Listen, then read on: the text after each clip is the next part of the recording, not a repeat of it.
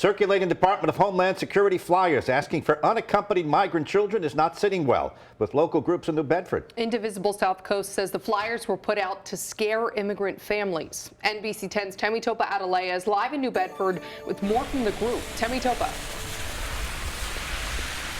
Jean and Emily, the flyers have been seen across New Bedford, particularly in the north end of the city, and Indivisible SouthCoast New England says it will not be tolerated.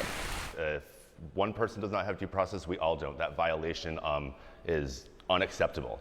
Indivisible SouthCoast New England is upset but not surprised to see these flyers circulating in New Bedford, particularly the north end of the city. The flyers have a large Department of Homeland Security letterhead asking people to phone in sightings of unaccompanied immigrant children to Homeland Security investigations, which is reportedly a lower ranking level.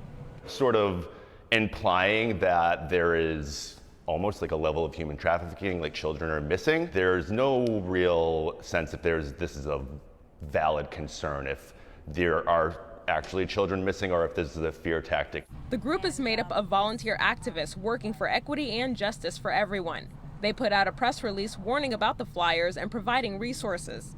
It provided some information from the Massachusetts Attorney General on the protections around schools, like ICE is not allowed to go to a school, they must go to a district. Some New Bedford neighbors are worried about the well-being of their loved ones, especially as their children go to and return from school.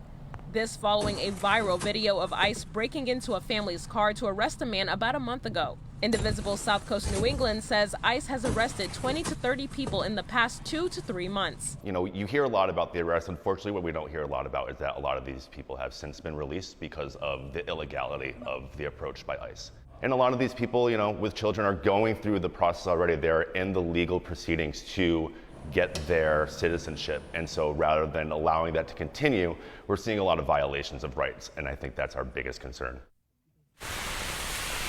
Indivisible SouthCoast New England says they understand that this is a scary time for immigrant families, and they ask that anyone with concerns reach out to them for resources and support, even if that means escorts to school. Live in New Bedford, Temitope Atalaya, NBC 10 News.